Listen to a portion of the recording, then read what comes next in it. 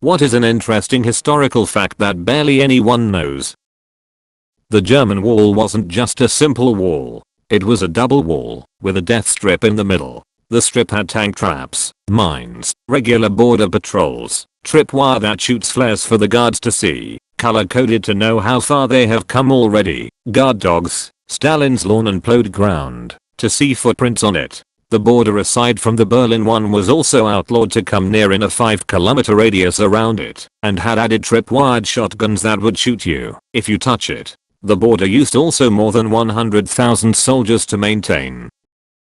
The Mayo Clinic tried to find a cure for AIDS and made glow-in-the-dark cats by accident. It wasn't by accident the green fluorescent protein, GFP, gene is one scientists often used to attach to other genes before inserting it into other organisms, mainly bacteria or cell lines. This allows for visual confirmation that the target gene has been inserted along with the gene for GFP. Cats were chosen because they naturally have a similar immunodeficiency virus just like humans do.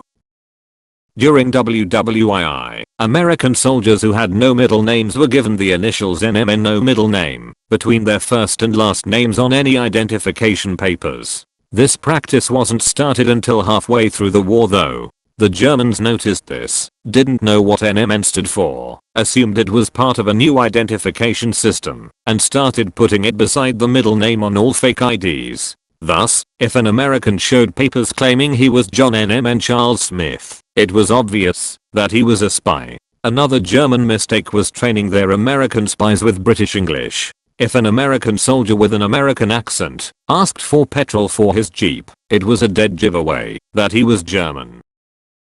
During the Mexican-American War, Mexican generals ordered retreat in a harsh battle, but 12 soldiers aged 12 to 16 refused. One by one, they were killed in action from the American forces. The last soldier wrapped himself in a Mexican flag and threw himself off the castle wall. Los Niños Heroes, the boy heroes, are among Mexico's most admired figures. Julius Caesar was kidnapped by pirates when he was a teenager. The whole time he was with them, he wrote and read aloud original poetry and generally acted like a total prick. When he found out how much the pirates were ransoming him off for, he was offended by how low it was. Eventually, they got so pissed off that they returned him for free, just so they wouldn't have to deal with him anymore. Finally, something I can answer. In the 1940s, a team at the Microbiological Institute at Portsdown, the United Kingdom's biological and chemical weapons research facility, tested anthrax on sheep on an island in Scotland called Gruned Island. They were planning on dropping anthrax-contaminated cattle cakes over Germany and essentially infecting the entire nation, or at least starving Germany into submission, by killing the German livestock. Something went wrong, however, and a sheep carcass or two washed up on the Scottish shore after the containment measures on Gruned failed, sparking a small anthrax outbreak that led to the killing of an entire flock of supposedly infected sheep. The island was quarantined after the scientists from Portsdown realized that the island wasn't going to be safe anytime soon. It was only fully decontaminated in the late 1980s. Spooky stuff. Napoleon intended to use Saint-Domingue, modern-day Haiti, to launch an invasion of the US after selling them the Louisiana Purchase. But he massively underestimated the slave commanders as well as the climate and geography, and his forces were utterly destroyed by the slave armies. Also, after beating Napoleon's forces and being elected president, Jean-Jacques Dessalines rounded up all the French citizens in Haiti and massacred them. However, contrary to popular belief, he didn't kill all white people, and indeed there was a sizable Polish population on the island who ended up running most of the ports and merchant houses in Haiti.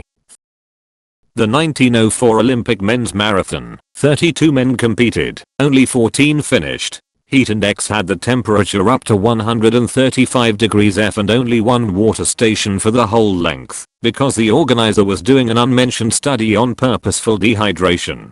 First to arrive at the finish line was Fred Laws, who actually dropped out of the race, hitched a ride after 9 miles, got out of the car at the 19th mile, as it had broken down, and jogged the rest of the way. He got a picture taken with Teddy Roosevelt's daughter and was about to get his gold medal when he was found out.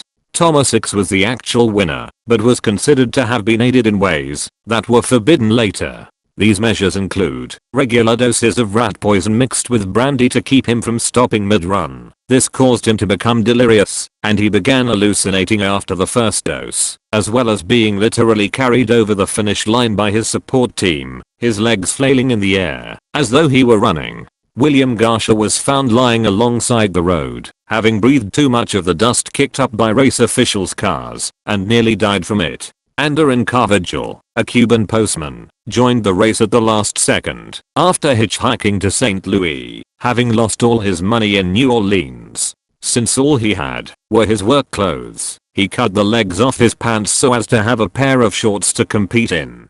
He hadn't eaten for over 40 hours and stopped to have some apples at a nearby orchard, which turned out to be rotten. He dropped out due to stomach cramps. The first two black Africans to compete in the Olympics, Len Tournaine and Jan Mashini, were also in this race, though they were originally in street. Louis as part of a sideshow as part of an exhibition on the Boer War.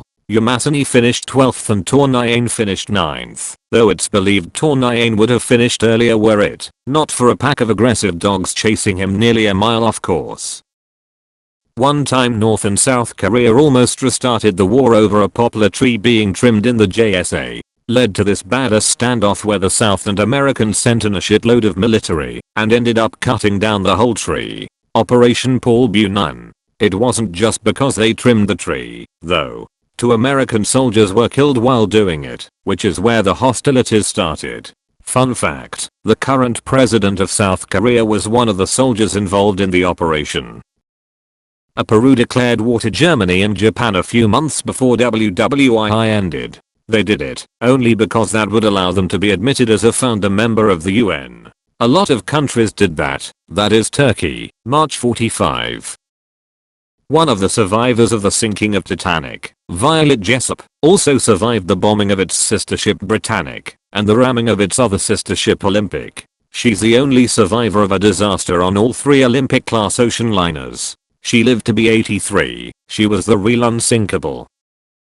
Operation Vegetarian. A British military plan in 1942 to disseminate linseed cakes infected with anthrax spores onto the fields of Germany. These cakes would have been eaten by the cattle, which would then be consumed by the civilian population, causing the deaths of millions of German citizens. Furthermore, it would have wiped out the majority of Germany's cattle, creating a massive food shortage for the rest of the population that remained uninfected. The cakes themselves were tested on Gruned Island, just off the coast of Scotland. Because of the widespread contamination from the anthrax spores, the land remained quarantined until 1990, plus 40 years.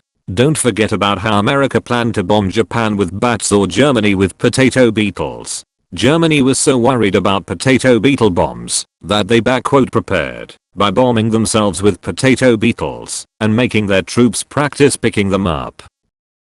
Well, more archaeological than historical, but this is the internet and you can't stop me. The Hagia Sophia, one of the most beautiful buildings in the world, has some odd scratches inside.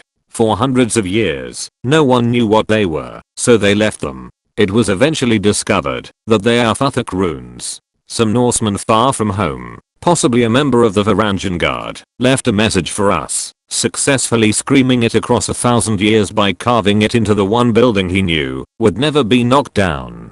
Hafton was here. Albert Einstein was offered the role of becoming Israel's second president in 1952, but declined the offer. You have a message from the history man. Like and subscribe to have a nice day.